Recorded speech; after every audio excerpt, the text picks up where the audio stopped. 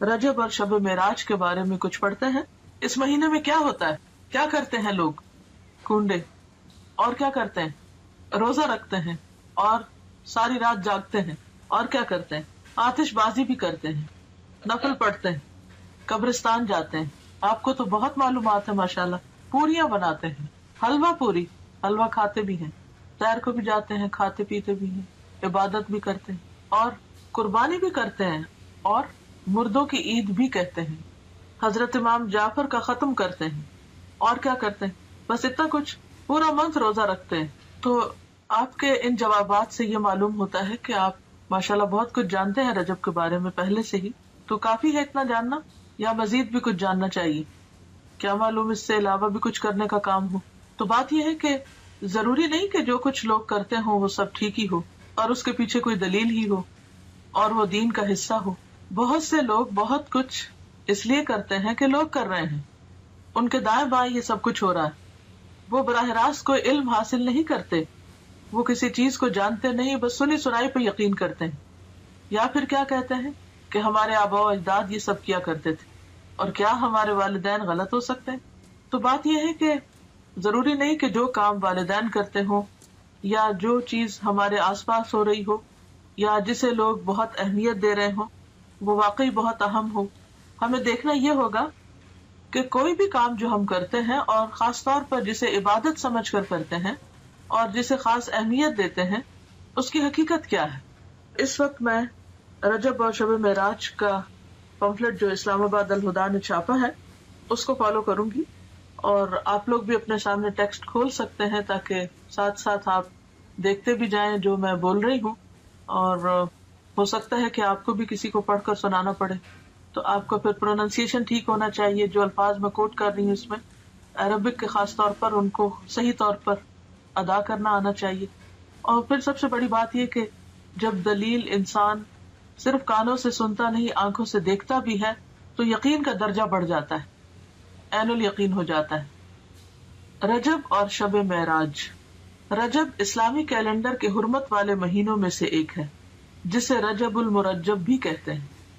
رسول اللہ صلی اللہ علیہ وسلم نے فرمایا سال 12 مہینوں کا ہے جن میں سے 4 حرمت والے ہیں، 3 پے در پے یعنی ایک کے بعد ایک، اور وہ کیا ہے؟ ذوالقعدہ، ذوالحجہ اور محرم، اور رجب جو جمادی الاخر اور شعبان کے درمیان ہے.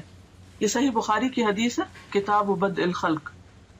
تو اس سے پتہ چلتا ہے کہ مہینوں کی تعداد اور مہینوں کی گنتی جو ہے یہ اللہ تعالیٰ نے مقرر فرمائی ہے اور ان میں سے 4 کو حرمت والا بنایا ہے.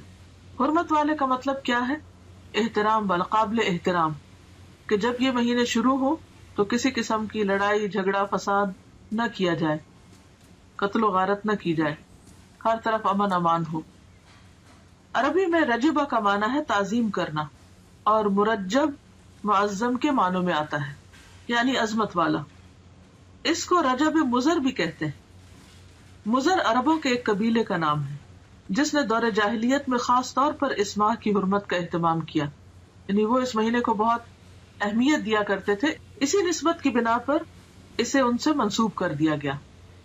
اسلام سے قبل دور جاہلیت میں قتل و غارت عربوں کا مشغلہ تھا، لیکن جو ہی حرمت والے مہینے آتے تو ہتھیار اتار دیتے، یعنی لڑنا جھگڑنا بند کر دیتے. لہذا رجب کے بارے میں قبل از اسلام جاہلی عرب کہا کرتے تھے رجب منسل الاسنہ، رجب وہ ہے جو تیز ہتھیاروں کو اتار دے، یعنی جس میں لڑائی جھگڑا بند ہو جائے، ختم ہو جائے، یعنی اس کی تعظیم اور احترام لازم ہے. بہقی کی روایت میں آتا ہے کہ جاہلی لوگ ان مہینوں کا احترام کرتے، خصوصاً رجب کا، اور اس میں جنگ نہ کرتے اور بتوں کے نام پر جانوروں کی قربانی کرتے. یعنی صرف یہ نہیں تھا کہ وہ جنگ نہیں کرتے تھے بلکہ اس کے ساتھ ساتھ وہ بتوں کے نام پر قربانی بھی کرتے، گویا انہوں نے اس مہینے کو عبادت کا مہینہ قرار دیا. تاہم گزرتے ہوئے وقت کے ساتھ اس ماہ میں عبادت کے مندرجہ ذیل طریقے رواج پا گئے، یعنی اور طریقے بھی آ گئے، صرف قربانی نہیں بلکہ کچھ اور چیزیں بھی شامل کر لی. بالکل ایسے ہی ہوتا ہے نا کہ جب ہم کھانا کھانے لگتے ہیں تو ایک مین میل ہوتا ہے اور اس کے ساتھ طرح طرح کی چٹپٹی چیزیں اور بھی لوازمات ہم شامل کر لیتے ہیں.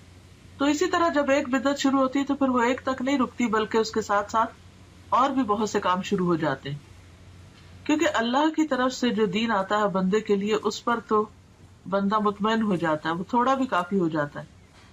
لیکن جب انسان خود سے کوئی دین ایجاد کرنے لگتا ہے اور پھر ہر شخص دین کو اپنے ہاتھ میں لے لیتا ہے تو پھر اس کی کوئی حد نہیں ہوتی، آپ کہیں پر سٹاپ نہیں لگا سکتے. نبی صلی اللہ علیہ وسلم سے پہلے حضرت ابراہیم علیہ السلام نے جو قربانی کی تھی وہ رجب کے مہینے میں نہیں تھی، اور نہ ہی یہ ان کی سنت تھی. یہ عربوں نے خود سے ایک اختراع کی تھی، اور اس کے علاوہ بھی کچھ کام کرتے. اور پھر نہ صرف یہ کہ دور جاہلیت میں بلکہ دور اسلام کے بعد بھی جب دین کی تعلیمات آہستہ آہستہ لوگوں کے اندر سے کم ہونا شروع ہوئی اور بہت سی بدعات نے رواج پا لیا، تو پھر مسلمان ہوتے ہوئے بھی لوگ اس مہینے کو بہت معزز اور محترم قرار دیتے اور اس میں عبادت کے خود ساختہ طریقے انہوں نے رائج کر دیے جو کہ اصل سنت سے ثابت نہیں. وہ کیا تھے طریقے؟ پہلی چیز تو قربانی کا اہتمام. اس ماہ میں کچھ لوگ قربانی کرتے ہیں جو کہ دور جاہلیت کی رسم ہے. جاہلی عرب العتیرہ کے نام پر اس مہینے میں بکری کی قربانی کیا کرتے تھے، یعنی اونٹ نہیں، بھیڑ نہیں، گائے نہیں، بلکہ بکری. اور ذبح کی گئی بکری کی کھال کسی درخت پر ڈال دیتے تھے. اسے رجبیتن، رجب والی قربانی کہا جاتا، یعنی جس بکری کی کھال درخت پہ لٹکی ہوتی تو اس سے لوگوں کو کیا پتا چلتا کہ یہ رجب والی قربانی ہے، یعنی مزید اہتمام کر لیا. ایک تھے کہ قربانی کی، پھر یہ کہ قربانی بکری کی، پھر یہ کہ اس کی کھال درخت پر. اب ان باتوں کا دین سے کیا تعلق ہے؟ یہ تو انسانوں کو مشکل میں ڈالنے والی بات ہے. بخاری اور مسلم کی روایت میں ابو ہریرہ رضی اللہ عنہ رسول اللہ صلی اللہ علیہ وسلم سے روایت کرتے ہیں، لا فرع ولا عتیرہ، فرع اور عتیرہ کچھ نہیں. اونٹنی کا پہلا بچہ جو بتوں کے نام پر ذبح کیا جاتا فرع کہلاتا. یعنی عربوں میں صرف عتیرہ نہیں تھی، فرع بھی تھا، اور اس کے علاوہ بھی بحیرہ اور صائبہ اور حام اور وسیلہ جن کا تذکرہ آپ قرآن مجید میں پڑھتے ہیں. یہ مختلف طریقے تھے ان کے ہاں بتوں کے نام پر قربان کرنے کے، اور ان سب جاہلی عربوں کے خود ساختہ طریقے تھے. یہ ان کی اپنی اختراعات اور بدعات تھی جو انہوں نے دین کے نام پر، ثواب کے نام پر اور مختلف فائدوں کے خاطر ایجاد کر لیے تھے. یہ ابراہیم علیہ السلام کی سنت نہ تھے. خصوصی نماز کا اہتمام. بعض لوگ اس ماہ میں خصوصی نماز صلاۃ الرغائب پڑھتے ہیں. رجب کے پہلے جمعہ کی رات کو 12 رکعات 6 سلام سے پڑھی جاتی، جس میں سورت اخلاص کے بعد ہر رکعت میں 3 مرتبہ سورت القدر پڑھی جاتی ہے. یہ بدعت 4 صدی میں شروع ہوئی جس کی کوئی اصلیت نہیں. امام ابن تیمیہ لکھتے ہیں کہ تمام علماء نے اجماع کے ساتھ اس نماز کو موضوع یعنی من گھڑت قرار دیا ہے، یعنی اس کی کوئی اصل نہیں ہے دین میں. دین تو مکمل ہو چکا ہے. نبی صلی اللہ علیہ وسلم ہر روز تہجد کی نماز پڑھا کرتے تھے، اور اس میں کبھی بھی یہ نہیں ملتا کہ آپ نے کوئی مخصوص سورت ہی پڑھی ہو اور پھر اس میں یہ کہ ہر رکعت میں وہ سورت 3 بار پڑھی ہو. جیسے یہاں پر انہوں نے سورت اخلاص اور اس کے بعد ہر رکعت میں 3 مرتبہ سورت القدر پڑھنے کا لکھا ہے، اور کئی لوگ بڑی پابندی کے ساتھ اس کو پڑھتے بھی ہیں. اور پھر اس کے ساتھ بہت سی من گھڑت قسم کی فضیلتیں اور فائدے بھی منسوب کر دیے گئے ہیں. تو اسلام میں اس کی کوئی حقیقت نہیں. نہ قرآن میں اس نماز کا ذکر ہے، نہ نبی صلی اللہ علیہ وسلم نے اس نماز کی تاکید کی ہے یا تلقین، اور نہ ہی اس کا وجود ہے کسی بھی حدیث یا فقہ کی کتاب میں. یہ سراسر لوگوں نے خود گھڑ لی. عبادت کا صرف وہی طریقہ پسندیدہ ہے، عبادت وہی قابل قبول ہے جو اللہ اور اس کے رسول کی اتھارٹی کے ساتھ ہو، ان کے حکم کے مطابق ہو. خود سے عبادت کے طریقے ایجاد کرنا اللہ کی اتھارٹی میں یا اللہ کے حکم میں دخل دینا، اور یہ انتہائی غلط چیز ہے کہ جس کام کے لیے ہم انٹائٹلڈ ہی نہیں، جو ہمارا کام ہی نہیں، اس میں انٹرفیئرنس کیسی. عبادت کے طریقے بتانا صرف معبود کا کام ہے، عابد کا کام نہیں. عابد بندہ غلام تو صرف پیروی کرے گا، اطاعت اور فرما برداری کرے گا، وہ خود سے وہ قانون نہیں بنائے گا. تو اس چیز کی کسی کو بھی اجازت نہیں. تو ہم سب کو اس کے بارے میں بے حد محتاط رہنا چاہیے. اور دین کے نام پر، عبادت کے نام پر ثواب کی خاطر کیا جانے والا کوئی بھی کام جب بھی ہم شروع کریں تو ضرور یہ سوچیں کہ کیا اس کی کوئی دلیل قرآن میں ہے، کیا یہ سنت رسول صلی اللہ علیہ وسلم سے ثابت ہے، کیا یہ اجر جو بتایا جا رہا ہے واقعی حقیقی معنوں میں اس کا کچھ وجود ہے یا صرف ایک جھوٹ گھڑ لیا گیا ہے۔ اس طرح کی چیزیں دین میں شامل کرنا اور پھر ان کی پابندی کرنا اور ایک خاص رات میں یا خاص دن میں یا خاص طریقے پر، یہ سب چیزیں دین میں دخل اندازی ہے اور یہ ناپسندیدہ ہے۔ آپ سوچئے کہ اگر آپ مثلاً کہیں پر کوئی قانون بنا رہے ہیں یا پالیسیز بنا رہے ہیں یا کسی بھی قسم کا کوئی ڈسپلن قائم کر رہے ہیں، اور ایک وہ شخص جس کا اس سے کوئی تعلق نہیں معاملے سے، وہ بیچ میں آ کر اپنی ایک کلاس ڈال دے، اپنی طرف سے کوئی چیز لوگوں کو اس کی پابندی کروانا شروع کر دے، تو یہ جرم ہوگا، ایک یہ دوسرے کی ٹیریٹری میں مداخلت ہوگی کہ آپ کو جس کام پر اپوائنٹ نہیں کیا گیا۔ یا پھر یہ کہ مثلاً اگر کسی کو کسی خاص قانون کی پابندی کروانے کے لیے کہا گیا اور وہ اس قانون کے ساتھ کچھ اور قانون اپنی طرف سے بھی شامل کر دے جس کی اس کو اجازت نہ ہو، اس کے پاس کوئی اتھارٹی نہ ہو، کوئی سند نہ ہو، تو یہ طریقہ انتہائی معیوب ہے۔ تو دین کے معاملے میں بھی ہمیں نہایت سمجھداری سے کام لینا چاہیے اور دین کو بس اتنا ہی رکھنا چاہیے کہ جتنا وہ ہے یا جتنا ہمیں دے دیا گیا ہے۔ اگر ہم کچھ چیزیں اپنی طرف سے شامل کریں گے تو ایسا کرنا دین کو بوجھل بنانا ہوگا، مشکل بنانا ہوگا اور لوگوں کے لیے زندگی کو دوبر کرنے کے مترادف ہوگا، اور یہ انتہائی ناپسندیدہ بات ہے، کیونکہ ہمارے لیے اتنا ہی دین کافی ہے جتنا ہمیں اللہ اور اس کے رسول صلی اللہ علیہ وسلم نے دے دیا۔ اس کی پابندی بھی ہم پہ بڑی بھاری ہوتی ہے، کہاں یہ کہ ہم ایکسٹرا چیزیں شروع کر دیں۔ پھر عمرہ کا اہتمام، لوگ اس ماہ میں خصوصی طور پر عمرہ کا اہتمام بھی کرتے ہیں، جبکہ قرآن اور حدیث سے اس بات کا کوئی ثبوت نہیں ملتا کہ آپ صلی اللہ علیہ وسلم نے اس ماہ میں عمرہ ادا کیا ہو، بلکہ حضرت عائشہ رضی اللہ تعالی عنہا نے ایک موقع پر اس کی تردید بھی کی ہے۔ عروہ بن زبیر سے روایت ہے کہ میں نے عائشہ رضی اللہ تعالی عنہا سے اس کے بارے میں پوچھا تو فرمایا، ما اعتمر رسول اللہ صلی اللہ علیہ وسلم فی رجب قط، صحیح بخاری، رسول اللہ صلی اللہ علیہ وسلم نے رجب میں کبھی بھی عمرہ ادا نہ فرمایا۔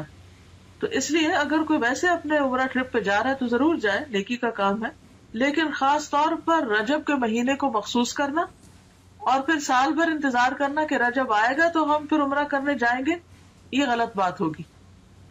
یا یہ سوچ کر کہ یہ نبی صلی اللہ علیہ وسلم کی سنت کی پیروی ہے تو یہ بھی غلط ہوگا۔ یعنی رجب میں عمرہ کرنا منع نہیں، لیکن یہ سوچ کے کرنا کہ اس میں اجر زیادہ ہے یا یہ نبی صلی اللہ علیہ وسلم کا طریقہ ہے تو یہ بات غلط ہوگی، ناپسندیدہ ہوگی، تو اس سے بچنا چاہیے۔ پھر وہ عمرہ نہیں رہے گا، بدعت کا ایک کام ہو جائے گا جس پر انسان کی پوچھ ہو سکتی، کیونکہ حدیث میں صاف طور پر آتا ہے نا کہ کل محدثۃ بدعہ، ہر نئی ایجاد کی ہوئی چیز بدعت ہوتی ہے، وکل بدعۃ ضلالہ، اور ہر بدعت گمراہی ہے، وکل ضلالۃ فی النار، اور ہر گمراہی آگ کی طرف لے جاتی ہے۔ یعنی جس چیز کو اللہ نے ہمارے لیے مقرر نہیں کیا اور جس پر کوئی ثواب نہیں بتایا، اس پر کسی انسان کو یہ حق نہیں کہ وہ لوگوں کو ثواب بتا کر اس پر پابند کرے۔ پھر روزوں کا اہتمام، بعض لوگ اس ماہ میں خصوصی روزوں کا اہتمام کرتے ہیں۔ صحیح روایات سے پتہ چلتا ہے کہ آپ نے کبھی مسلسل 3 ماہ رجب، شعبان اور رمضان روزے نہ رکھے اور نہ اس کی تاکید کی۔ شعبان اور رمضان کا تو ملتا لیکن رجب کو آپ نے ساتھ نہیں ملایا۔ بعض لوگ 27 رجب کا روزہ رکھتے ہیں اور اس روزے کو عام دنوں کے روزوں سے افضل سمجھتے ہیں، یعنی خاص طور پر 27 تاریخ کے روزے کا اہتمام، یہ بھی درست نہیں۔ متعدد احادیث سے نبی کریم صلی اللہ علیہ وسلم کا مخصوص دنوں یا تاریخوں میں نفلی روزوں کا اہتمام کرنا ثابت ہے، یعنی ایسا نہیں کہ کوئی دن اور مقرر نہیں، اور دن ہے مقرر، لیکن وہ آپ صلی اللہ علیہ وسلم نے خود کیے ہیں۔ آپ کے بعد کسی اور کو اجازت نہیں کہ وہ لوگوں کے لیے دن مخصوص کر دے کہ اس دن لازمی روزہ رکھنا ہوگا اور اس کا ثواب زیادہ ہوگا۔ متعدد احادیث سے نبی کریم صلی اللہ علیہ وسلم کا مخصوص دنوں یا تاریخوں میں نفلی روزوں کا اہتمام کرنا ثابت ہے، جیسا کہ ایام 20 میں ہر قمری مہینے کی 13، 14، 15 تاریخ، 20 ان کو اس لیے کہتے ہیں کہ یہ چاند کی وہ راتیں ہوتی ہیں جس میں ہر طرف چاندنی پھیلی بھی ہوتی ہے اور ہر چیز سفید نظر آتی ہے ایک طرح سے، تو 20 جائی ابیت سے، یا ہر سوموار اور جمعرات کو، یہ بھی مسنون ہے کیونکہ آپ نے اس کا اہتمام کیا۔ ذوالحجہ کے ابتدائی عشرے میں پہلے 10 دن یعنی 9، 10 محرم کو ابتدائی عشرے میں، یعنی اس کا مطلب نہیں کہ 10 تاریخ تک، 10ویں تاریخ کو تو عید ہوتی ہے، یعنی 9 تاریخ تک مراد ہے، 9، 10 محرم کو، یا پھر کثرت سے ماہ شعبان میں۔ ان تمام کے بارے میں صحیح اور مستند احادیث ملتی ہیں، لیکن 27 رجب کے روزے کے بارے میں کوئی روایت نہیں ہے، لہٰذا اگر کوئی خصوصی طور پر اس دن کا روزہ رکھتا ہو تو اس کا روزہ تو ہو سکتا ہے، مگر یہ عمل مسنون نہیں ہوگا بلکہ بدعت شمار ہوگا۔ قرآن کریم میں ارشاد ربانی ہے، یا ایھا الذین آمنوا لا تقدموا بین یدی اللہ ورسولہ، الحجرات آیت 1۔ اے لوگو جو ایمان لائے ہو، اللہ اور اس کے رسول سے آگے نہ بڑھو۔ عمر رضی اللہ عنہ اس ماہ میں نہ صرف یہ کہ روزہ رکھنے سے منع کیا کرتے تھے، بلکہ لوگوں کے ہاتھوں پر ہاتھ مار کر مجبور کرتے کہ وہ روزہ توڑ دیں، کیونکہ ماہ رجب کی تعظیم اور اس میں روزہ رکھنا دور جاہلیت کی رسم تھی۔ یہ مصنف ابن ابی شیبہ کی روایت ہے۔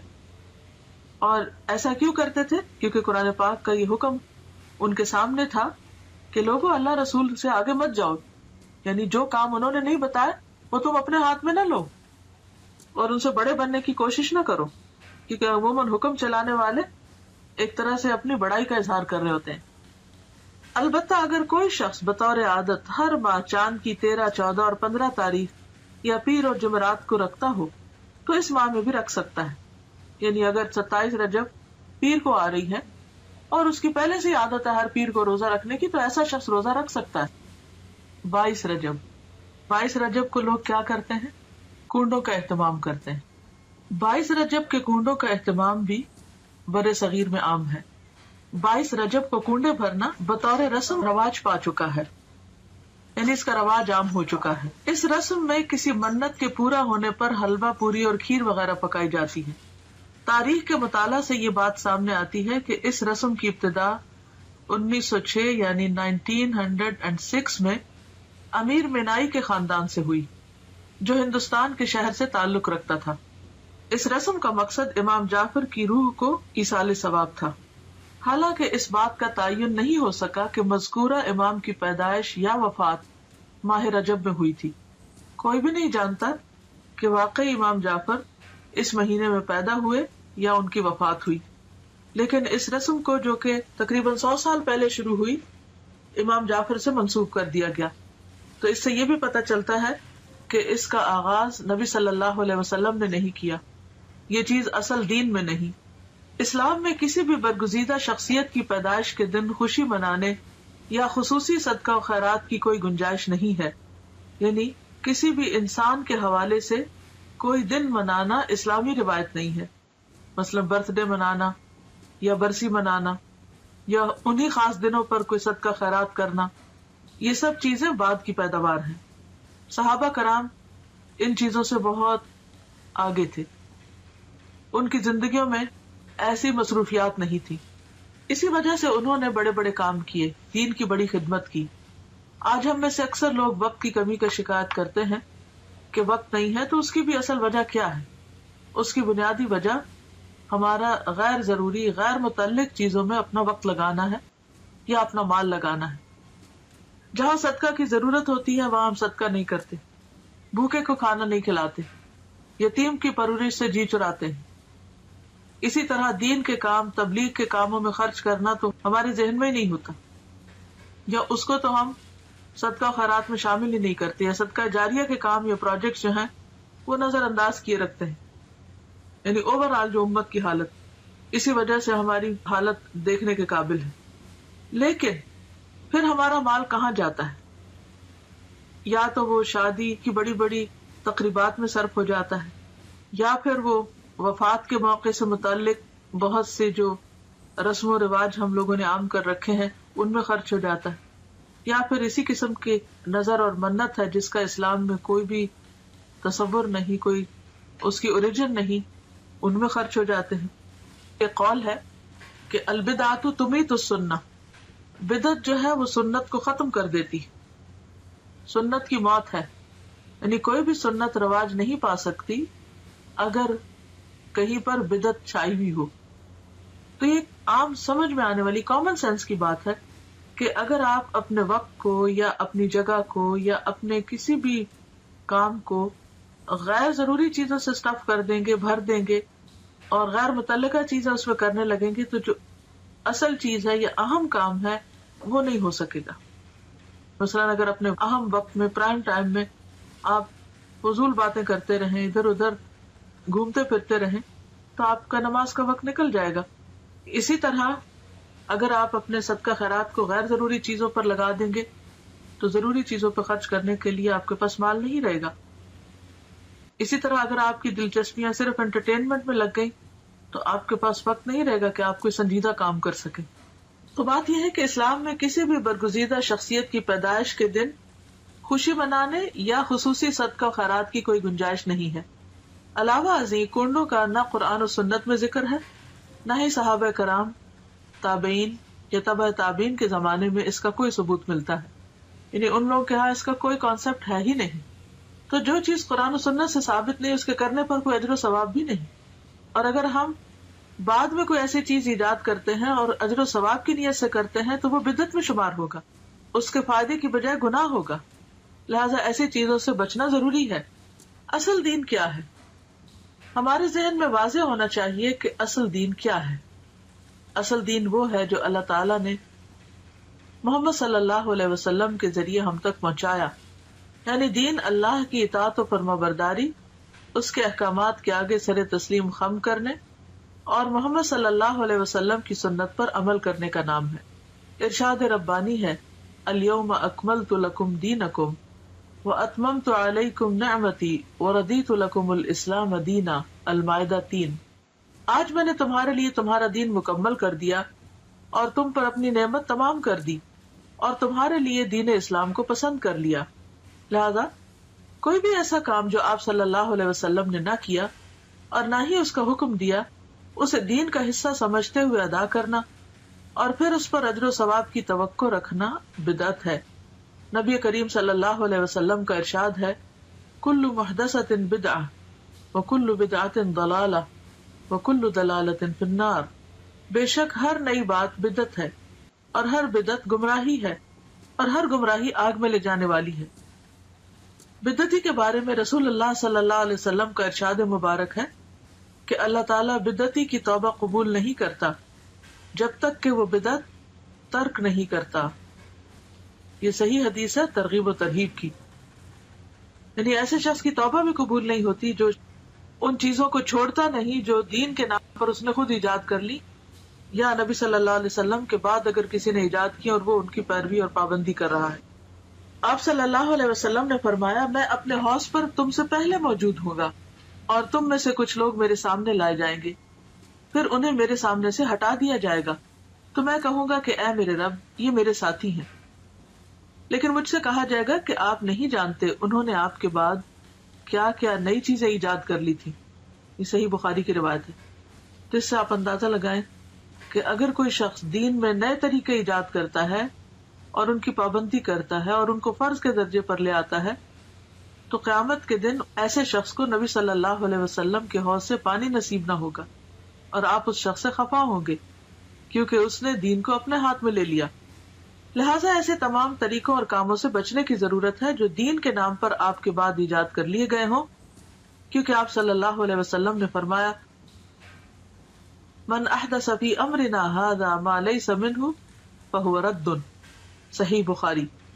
جس نے ہمارے اس دین میں کوئی ایسی چیز ایجاد کی جو اس میں سے نہ ہو تو وہ مردود ہے، یعنی ریجیکٹڈ ہے، قابل قبول نہیں. اسی طرح یہ ہے کہ بعض لوگ 27 رجب کی شب کو عبادت کا اہتمام کرتے ہیں، تو اس کے بارے میں دین کا حکم کیا ہے؟ دیگر بدعات کے علاوہ 27 رجب کو رات جاگ کر عبادت کرنے اور دن کو روزہ رکھنے کو بھی بہت اہمیت دی جاتی ہے اور اس کی نسبت واقعہ معراج سے کی جاتی ہے. حالانکہ نبی کریم صلی اللہ علیہ وسلم نے اپنی حیات مبارکہ میں واقعہ معراج کے بعد اس رات کسی خصوصی عبادت کا نہ تو اہتمام کیا اور نہ ہی نبی کریم صلی اللہ علیہ وسلم کا کوئی قول یا عمل 27 رجب کی شب خصوصی عبادت کے بارے میں ہے. یعنی یہ سب کچھ سیلف کریٹڈ ہے. نہ تو آپ نے ایسی کوئی عبادت کی اس رات، نہ صحابہ نے روزہ رکھا اور نہ ہی آپ نے کوئی ایسا حکم دیا. آپ کے جانثار صحابہ کرام یا ازواج مطہرات میں سے بھی کسی نے اس کا اہتمام نہیں کیا. لہٰذا ایسے تمام طریقوں اور کاموں سے بچنے کی ضرورت ہے جو دین کے نام پر نبی کریم صلی اللہ علیہ وسلم کے بعد ایجاد کر لیے گئے ہوں. یعنی اپنی طرف سے کسی چیز کی پابندی نہ اپنے اوپر اس طرح فرض کے درجے میں کرنی چاہیے اور نہ ہی کسی اور کو اس کا پابند کرنا چاہیے. واقعہ معراج کے ظہور کی حقیقت اپنی جگہ مسلم ہے. یہ واقعہ تو پیش آیا ہے، مگر یہ بھی ایک حقیقت ہے کہ اس کے رونما ہونے کی تاریخ کے بارے میں کم و بیش 36 مختلف اقوال ملتے ہیں. 36 ڈفرنٹ ورژنز ہیں. بعض کے مطابق یہ واقعہ ربیع الاول میں ہوا، بعض نے رمضان، بعض نے ہجرت سے چند سال بعد اور بعض نے چند ماہ قبل کہا. اس کی حتمی تاریخ کسی صحیح حدیث سے یقینی طور پر ثابت نہیں کہ واقعی یہ 27 رجب کو ہی ہوا ہوگا. تاہم یہ بات تسلیم شدہ ہے کہ نبی کریم صلی اللہ علیہ وسلم کو مکی زندگی کے آخری حصے میں یہ خاص مشاہدہ کرایا گیا جس میں ہمارے لیے سیکھنے اور عمل کرنے کے بہت سے پہلو ہیں.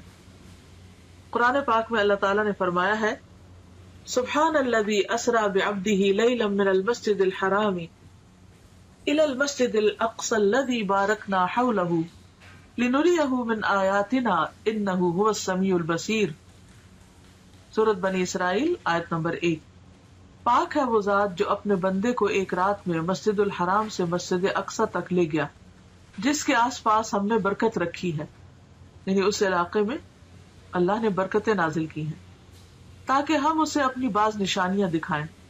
یقیناً وہ خوب سننے والا اور خوب دیکھنے والا ہے. اس آیت میں جس واقعے کی طرف اشارہ ہے وہ اسراء کے نام سے مشہور ہے. اسراء کے لفظی معنی ہے رات کو سفر کرنا، رات کو چلنا. یہ وہی سفر ہے جس میں نبی کریم صلی اللہ علیہ وسلم کو جسم اور روح سمیت مسجد الحرام یعنی مکہ سے مسجد اقصی فلسطین تک معجزاتی طور پر لے جایا گیا، یعنی براق پر. فرشتوں کی ہمنشینی کا یہ سفر اس زمانے کے حالات، اسباب سفر اور فاصلے کی طوالت کی وجہ سے انسانی عقل اور سمجھ سے بالاتر ہے. یعنی انسان نہیں سمجھ سکتا کہ ایک رات میں آپ اتنی تیزی سے وہ سفر کیسے کیے اور کس طرح آپ واپس بھی آ گئے. لیکن جیسا کہ اس آیت میں واضح کیا گیا ہے کہ پاک ہے وہ ذات یعنی اللہ جو اپنے بندے کو لے گیا.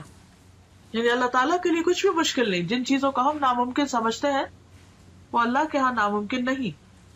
تو جس ذات میں کمال قدرت ہو وہ سب کچھ کر سکتا ہے. اس حیرت انگیز اور ایمان افروز سفر کی تفاصیل بخاری اور مسلم سمیت احادیث کی دیگر کتب میں موجود ہیں. تو اب ہم اس کے بارے میں پڑھیں گے کہ یہ واقعہ کیسے رونما ہوا. بعض روایات کے مطابق 27 رجب کی شب کو نبی صلی اللہ علیہ وسلم معراج پر تشریف لے گئے. اگرچہ اس کے بارے میں اختلاف ہے لیکن پھر بھی عام طور پر غالب گمان یہی ہے کہ آپ اسی شب کو تشریف لے گئے تھے. تو آئیے تھوڑا سا اس بارے میں دیکھ لیتے ہیں کہ آپ نے اللہ سبحانہ و تعالیٰ کی کون کون سی نشانیاں دیکھی، کیا کیا چیزیں مشاہدہ فرمائیں اور ان میں ہمارے لیے کیا سبق ہے. آغاز سفر اور شق صدر. شق کہتے ہیں پھاڑنے کو اور صدر کہتے ہیں سینے کو، اور شق صدر کا معنی ہے سینے کو کھولنا. اس کی تفصیل آگے ملے گی، ابھی اتنا ہی کافی. انس بن مالک رضی اللہ عنہ سے مروی ہے کہ معراج کی رات جب بیت اللہ سے نبی کریم صلی اللہ علیہ وسلم کو لے جایا گیا تو وحی آنے سے قبل آپ کے پاس 3 فرشتے آئے. اس وقت آپ مسجد الحرام میں سو رہے تھے. ان میں سے ایک نے پوچھا وہ کون ہے، یعنی آپ کی طرف اشارہ کر کے. دوسرے نے جواب دیا وہ ان میں سب سے بہتر ہیں. تیسرے نے کہا ان میں جو سب سے بہتر ہے انہیں لے لو. اس رات اتنا ہی واقعہ پیش آیا اور نبی صلی اللہ علیہ وسلم نے اس کے بعد انہیں نہیں دیکھا یہاں تک کہ وہ دوسری رات آئے جبکہ آپ کا دل دیکھ رہا تھا اور آپ کی آنکھیں سو رہی تھیں لیکن دل نہیں سو رہا تھا. تمام انبیاء کی نیند ایسی ہی ہوتی ہے.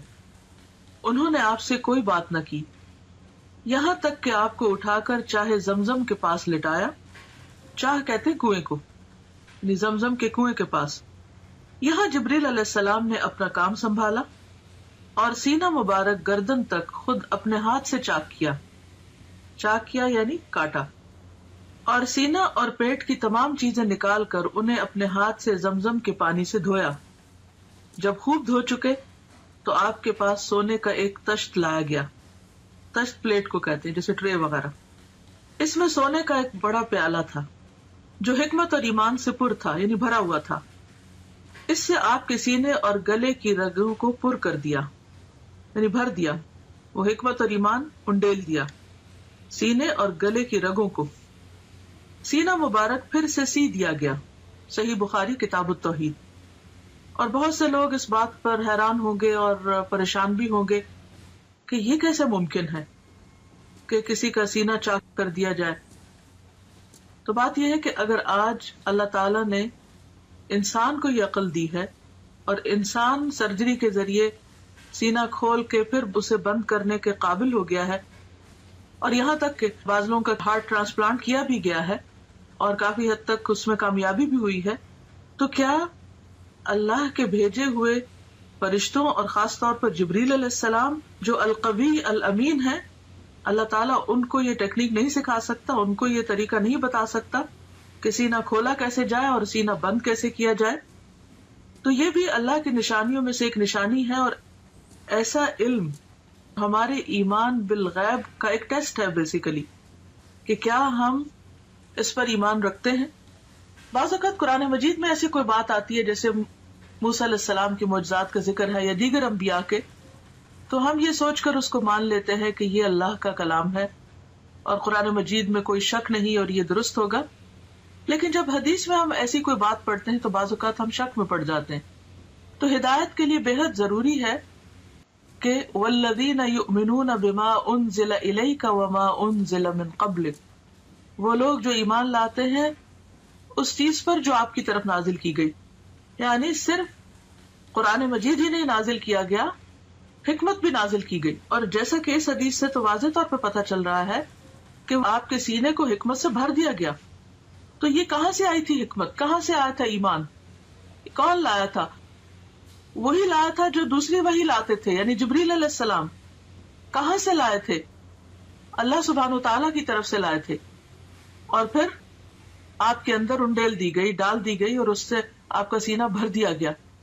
اب آپ سوچ رہے ہوں گے کہ حکمت اور ایمان تو ایبسٹریکٹ چیزیں ہیں، اور گلے کی رگیں جو ہے یا سینہ جو ہے یا دل جو ہے وہ دیکھنے کو مادی چیزیں ہیں، تو یہ کیسے ممکن ہوا؟ تو آپ دیکھیے کہ جیسے روح غیر مادی ہے اور ہمارا جسم مادی ہے. جب روح انسان کے اندر آتی ہے تو وہ تو نظر نہیں آتی، اس کا تو کوئی وزن نہیں ہوتا، تو وہ کیسے آ جاتی؟ وہ کون ڈالتا ہے؟ وہ بھی تو اللہ تعالیٰ فرشتے کو بھیج کر روح ڈالتے ہیں نا. تو جو رب ایک ایبسٹریکٹ چیز کو، نظر نہ آنے والی چیز کو انسان کے جسم کے اندر اور پورے جسم کے اندر ایک فرشتے کو بھیج کر ڈال سکتا ہے، جو رب، کیا وہ رب ایمان اور حکمت کو ایک پیغمبر کے سینے میں نہیں ڈال سکتا؟ خواہ وہ مادی تھے یا نہیں تھے، وہ جس بھی حال میں تھے، ہمیں اس کا علم نہیں دیا گیا. ہمارا فرض بنتا ہے اس پر ایمان لانا، کیونکہ یہ ایمان بالغیب ہی کی ایک قسم ہے. تو یہ سفر کا آغاز تھا، یعنی آپ نے ابتدا میں کچھ نشانیاں دیکھی اور ان کو محسوس کیا، اور خواب میں آپ کو چیزیں دکھائی گئی. اس کے بعد پھر کیا ہوا؟ مسجد الحرام سے مسجد اقصی تک اسراء کا واقعہ، اور اسراء عربی میں کہتے ہیں رات کے وقت سفر کرنے کو. اس کے بعد آپ کے پاس شراب، دودھ اور شہد کے برتن لائے گئے. آپ نے دودھ پسند فرمایا. جبریل علیہ السلام نے کہا آپ نے فطرت پائی، آپ کو ہدایت نصیب ہوئی، اور آپ کی امت کو بھی.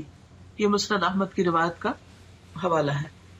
حوالہ جہاں لکھا ہوتا ہے اس کا معنی ہوتا ہے کہ بات پوری کی پوری نہیں لکھی گئی، بلکہ اس میں کچھ اختصار کے ساتھ روایت کی گئی ہے.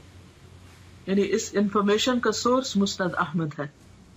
یہاں پر آپ دیکھیے کہ آپ صلی اللہ علیہ وسلم براق پر سفر کرتے ہیں، انبیاء کی امامت کرتے ہیں، اور پھر اس کے بعد آپ کی مہمانی کی جاتی اور 3 چیزیں پیش کی جاتی، اور تینوں میں سے آپ دودھ کو پسند کرتے ہیں.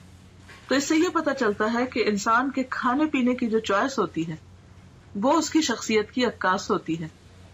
اب دنیا میں بھی اگر کوئی شراب کو پسند کرتا ہے تو اس کا مطلب یہ ہے کہ اس کی ایک خاص قسم کی پرسنالٹی، دودھ کو پسند کرنے والے شہد کو پسند کرنے، تو ہر انسان اپنے اپنے مزاج کے مطابق چیزوں کا انتخاب کرتا ہے.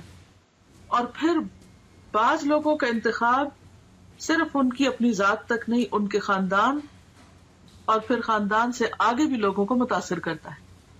تو خاص طور پر جو لوگ دین کا کام کرنے والے ہیں ان کے لیے بے حد ضروری ہے کہ وہ انبیاء کی سنت کو فالو کریں اپنے کھانے پینے کی چوائس میں بھی. مسجد اقصی سے آسمانوں کی طرف معراج. معراج کا لفظ جو ہے یہ عین را جیم سے ہے.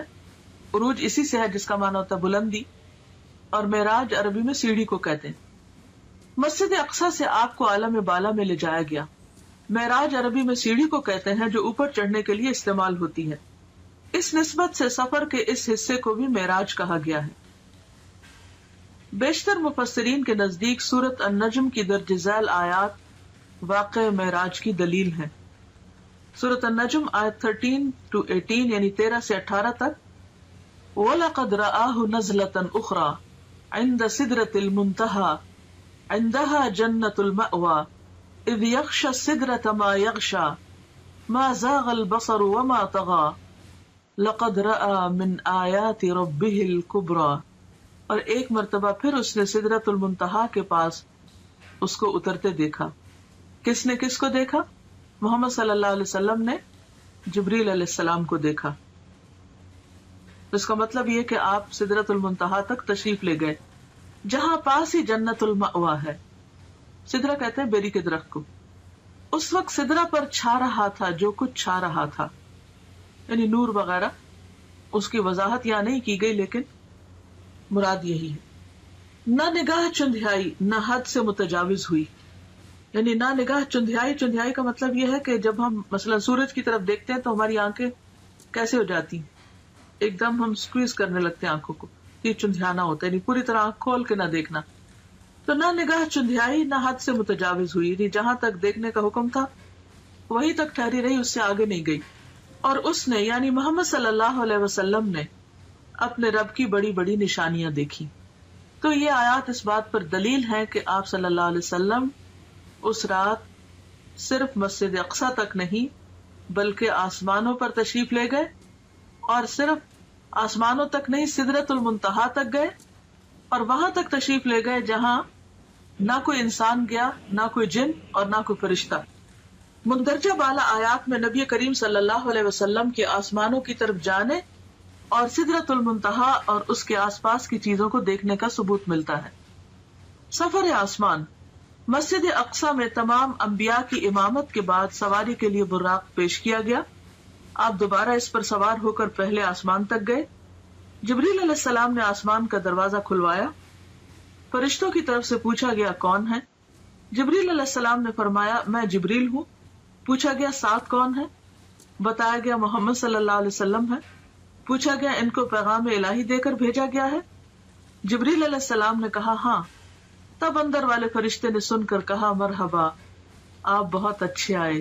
آپ فرماتے ہیں میں وہاں پہنچا تو آدم موجود تھے علیہ السلام.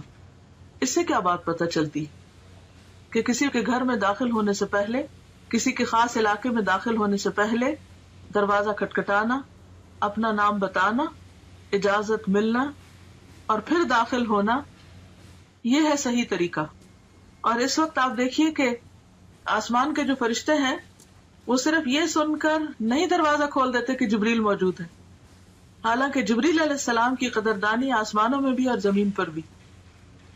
اس کے باوجود جب وہ کہتے ہیں میں جبریل ہوں تو وہ یہ نہیں کہتے دھڑ سے دروازہ کھول دے، نہیں، پوچھتے ہیں کہ ساتھ کون ہے.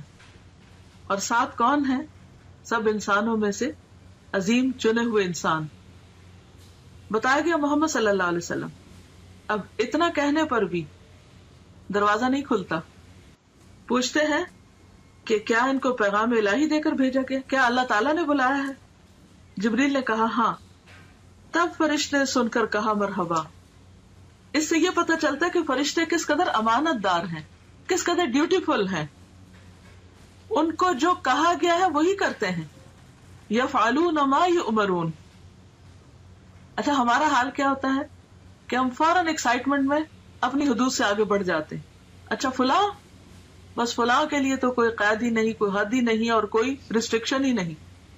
دنیا میں آپ دیکھیے کہ جو VIP عام طور پر ہوتے ہیں یا مخصوص قسم کے لوگ ہوتے ہیں، بعض اوقات ان کے لیے کوئی قانون نہیں ہوتا اور سمجھتے کہ وہ ہر قانون سے بالا ہے اور وہ جہاں سے چاہے داخل ہو جائے اور جو چاہے کرے، اور اگر کسی کو روکا جائے تو وہ اس کو انا کا مسئلہ بھی بنا لیتا ہے کہ میری بے عزتی کی گئی ہے.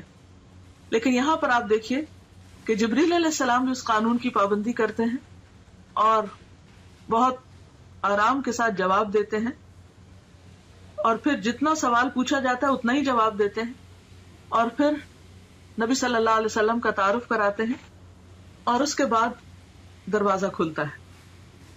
جب دروازہ کھلتا ہے تو آپ صلی اللہ علیہ وسلم آدم علیہ السلام کو دیکھتے ہیں. جبریل نے کہا کہ یہ آپ کے باپ آدم ہیں. اس سے پتہ چلتا ہے کہ گائیڈڈ ٹور تھا اور جبریل علیہ السلام ساتھ ساتھ تعارف کرا رہے تھے. تو ہمارے سیکھنے کی بات یہ بھی ہے کہ ہمارے پاس اگر کوئی گیسٹ آئے یا ہم اس کو کوئی ٹور دلوا رہے ہوں تو اس کی رہنمائی بھی کرنی چاہیے کہ وہ کس سے مل رہا ہے